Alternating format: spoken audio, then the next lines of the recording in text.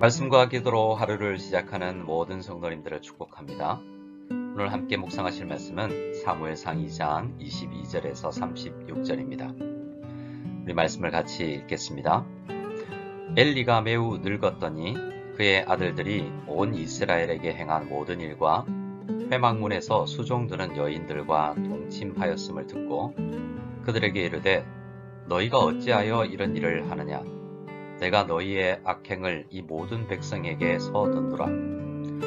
내 아들들아, 그리하지 말라. 내게 들리는 소문이 좋지 아니하니라. 너희가 여호와의 백성으로 범죄하게 하는도다. 사람이 사람에게 범죄하면 하나님이 심판하시려니와 만일 사람이 여호와께 범죄하면 누가 그를 위하여 간구하겠느냐 하되 그들이 자기 아버지의 말을 듣지 아니하였으니 이는 여호와께서 그들을 죽이기로 뜻하셨음이더라. 아이 사무엘이 점점 자라매 여호와와 사람들에게 더욱 은총을 받더라. 하나님의 사람이 엘리에게 와서 그에게 이르되 여호와의 말씀에 너희 조상의 집이 애굽에서 바로의 집에 속하였을 때에 내가 그들에게 나타나지 아니하였느냐? 이스라엘 모든 지파 중에서 내가 그를 택하여 내 제사장으로 삼아 그가 내 제단에 올라 분향하며 내 앞에서 에봇을 입게 하지 아니하였느냐? 이스라엘 자손이 드리는 모든 화제를 내가 내 조상의 집에 주지 아니하였느냐? 너희는 어찌하여 내가 내 처소에서 명령한 내 제물과 예물을 밟으며 내 아들들을 나보다 더 중히 여겨 내 백성 이스라엘이 드리는 가장 좋은 것으로 너희들을 살찌게 하느냐? 그러므로 이스라엘의 하나님 나 여호와가 말하노라. 내가 전에 내 집과 내 조상의 집이 내 앞에 영원히 행하리라 하였으나 이제 나 여호와가 말하노니 결탄코 그렇게 하지 아니하리라. 나를 존중히 여기는 자를 내가 존중히 여기고 나를 멸시하는 자를 내가 경멸하리라. 보라, 내가 내 팔과 내 조상의 집 팔을 끊어 내 집에 노인이 하나도 없게 하는 날이 이를지라. 이스라엘에게 모든 복을 내리는 중에 너는 내 처소에 환난을 볼 것이요 내 집에 영원토록 노인이 없을 것이며 내 제단에서 내가 끊어버리지 아니할 내 사람의 내 눈을 채잔하게 하고 내 마음을 슬프게 할 것이요 내 집에서 출산되는 모든 자가 젊어서 죽으리라. 내 두 아들 홈니와 비느하스가 한날에 죽으리니 그 둘이 당할 그 일이 내게 표징이 되리라. 내가 나를 위하여 충실한 제사장을 일으키리니 그 사람은 내 마음을 내 뜻대로 행할 것이라.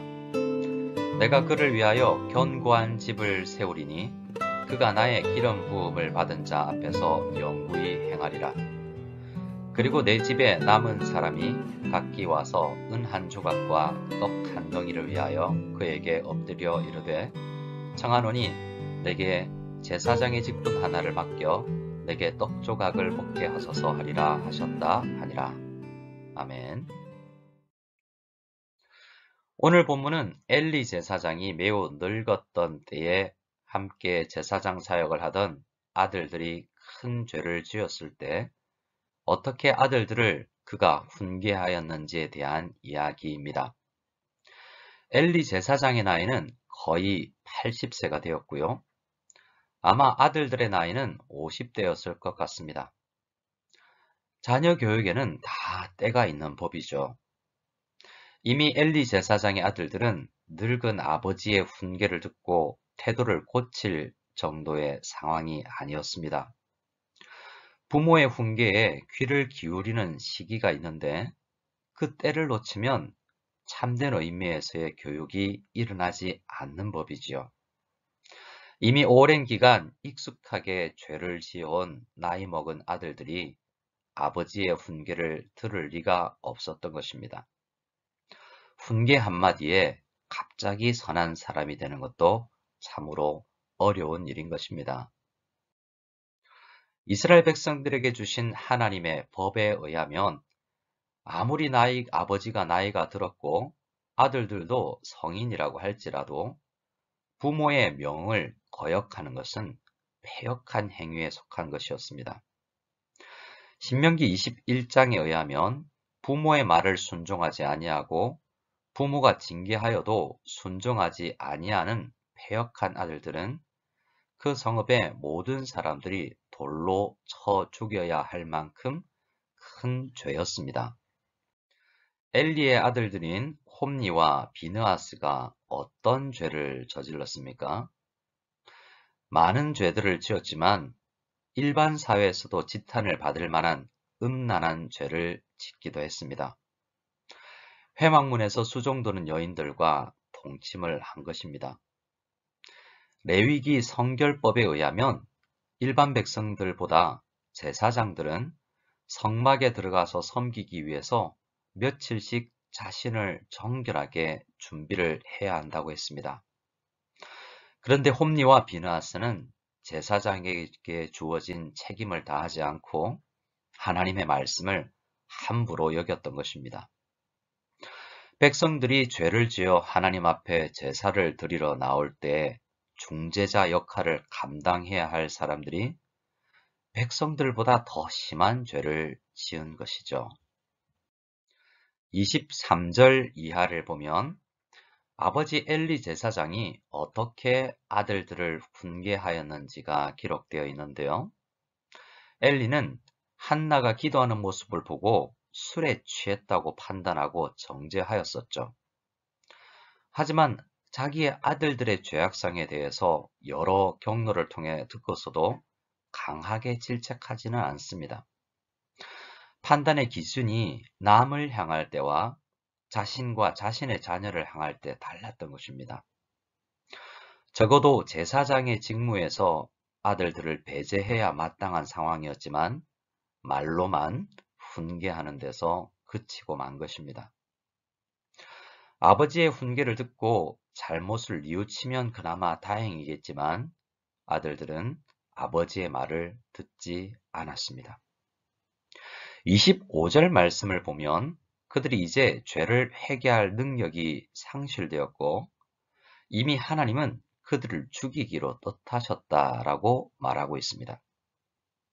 충분한 기회를 주었지만 하나님의 은혜를 이 엘리의 아들들은 무시했던 것입니다. 26절 말씀을 보면 엘리의 아들들은 하나님의 심판을 받게 되지만 죄를 점점 쌓아가지만 아이 사무엘은 점점 자라나고 있었다라고 말합니다. 제사장들의 모습에서 희망을 발견하기가 어려웠지만 여전히 이스라엘에게는 소망이 있는 것입니다. 하나님의 은혜를 머금고 사무엘이 은총 가운데서 자라나고 있었기 때문입니다. 영적으로 암울한 시대였지만 하나님께서는 항상 이렇게 남은 자들을 두셔서 우리를 회복해 하시는 분이심을 감사할 수 있기를 원합니다. 우리도 때로 암울한 시대를 살아가게 되죠. 그때 사무엘처럼 점점 자라나며 주님께 쓰임받는 사람들이 되기를 간절히 소망했으면 좋겠습니다.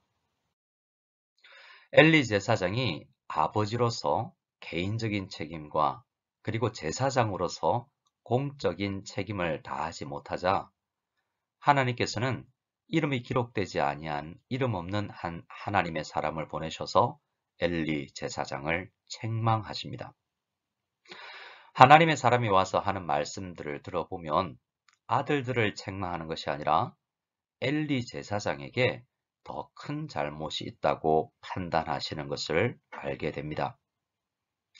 엘리 제사장의 잘못은 그러면 무엇일까요? 우선 28절에 의하면 하나님의 택함을 받아서 제단에 올라 분향하는 특권, 하나님 앞에서 에봇을 입고 제사를 인도하는 특권을 무시한 것이다 라고 말씀하십니다.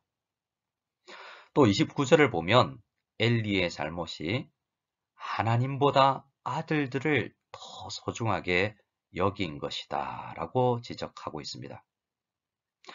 자신이 직접 큰 죄를 짓지 아니하였을지라도 죄를 발견하고서도 그 죄를 방관한 것이 큰 죄의 한 부분이다 라고 말씀하시는 것입니다. 엘리 제사장의 죄에 대한 심판은 그러면 무엇일까요?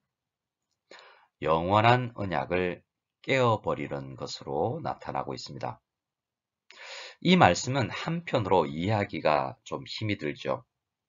영원한 약속인데 그것을 깨어버리시면 그 언약이 영원한 것인가? 그런 의문이 들 수 있기 때문입니다. 하지만 하나님의 영원한 언약이 지속되기 위해서는 언약의 당사자인 사람들이 그 책임을 다해야 하는 것이었습니다. 그 언약에 책임을 다하지 않으면 언약이 파괴되는 것이죠. 영원한 언약이라는 것은 어떠한 경우에도 깨어지지 않기 때문에 영원한 것이 아니라 약속하신 하나님께서 영원하신 분이기 때문에 영원한 언약입니다. 사람들은 신실하지 못함으로 인하여서 아담처럼 자주 언약을 깨지만 우리 하나님 그리고 다윗의 후손으로 오실 예수 그리스도는 신실하게 하나님의 언약을 지켜 나가실 것입니다.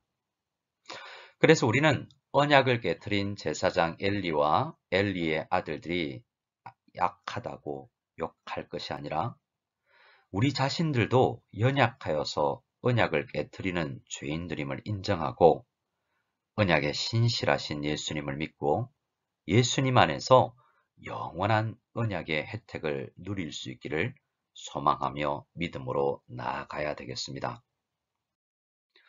영원한 언약을 깨트린 제사장 엘리 가문은 하나님의 사람에게 형벌에 대한 선고를 받습니다. 그리고 이 선고는 시간이 지나 역사 가운데서 실제로 집행이 되었다라는 것을 우리는 말씀을 통해서 알 수 있습니다.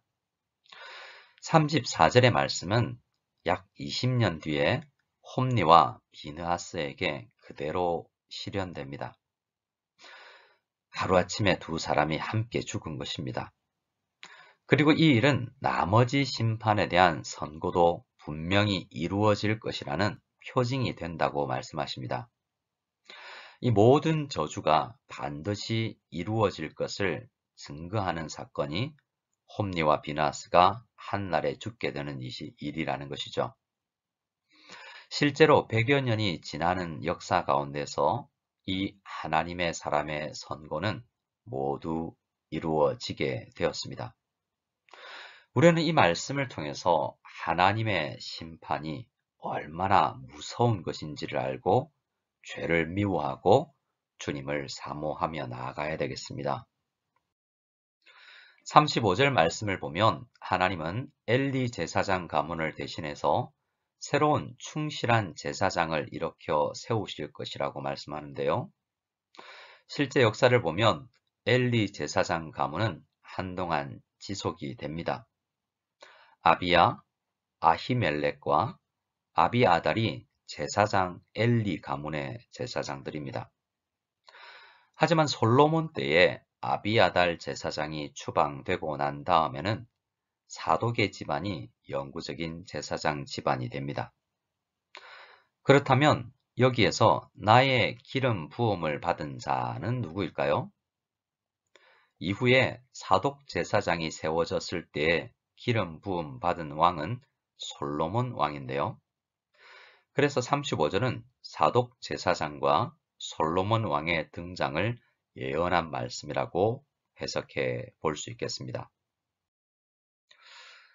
36절은 오늘 엘리 제사장과 그 아들들의 죄악에 대한 결론인데요. 앞으로 엘리 제사장 집안의 후손들 중에 일부는 은 한 조각과 떡 한 덩이라는 작은 물질을 위해서 하루하루를 연명하기 위해서 먹을 것을 위해서 다른 사람들에게 제사장 자리를 구걸하는 비참한 신세로 전락하게 될 것이다 라고 말씀하십니다.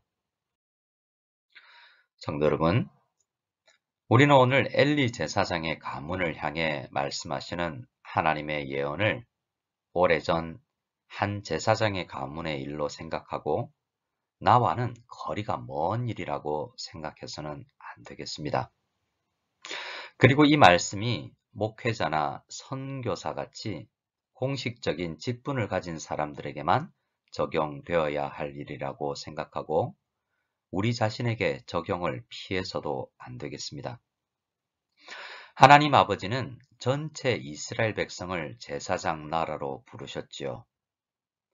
그리고 오늘날 우리 모두는 택하신 족속이요, 왕 같은 제사장들이요, 이 땅에서 하나님의 뜻을 행해야 할 거룩한 나라요, 하나님의 소유가 된 백성이다 라고 베드로 사도가 말씀하고 있다는 것을 기억해야 되겠습니다. 이 말씀을 앞에 두고 우리 모두 하나님 앞에서 부모의 사명과 교회의 직분이 얼마나 무거운 것인지를 다시 한번 생각하는 시간이 되기를 원합니다. 그리고 그 책임감으로 부담스러워할 것만이 아니라 주님께서 나를 사용하신다라는 이 사실 앞에서 감격하고 하나님, 나도 사무엘처럼 하나님 앞에 신실하게 쓰임받는 어린 종이 연약하지만 쓰임받는 자라나는 사람이 되게 하옵소서라고 간절히 기도하며 나아가서 왕 같은 제사장의 직분을 감당할 수 있는 우리 모두가 될 수 있기를 소원합니다. 주기도문 드리겠습니다. 하늘에 계신 우리 아버지여, 이름이 거룩히 여김을 받으시오며 나라가 임하시오며 뜻이 하늘에서 이루어진 것 같이 땅에서도 이루어지이다. 오늘 우리에게 일용할 양식을 주시옵고 우리가 우리에게 죄 지은 자를 사하여 준 것 같이 우리 죄를 사하여 주시옵고 우리를 시험에 들게 하지 마시옵고 다만 악에서 구하시옵소서. 나라와 권세와 영광이 아버지께 영원히 있사옵나이다. 아멘.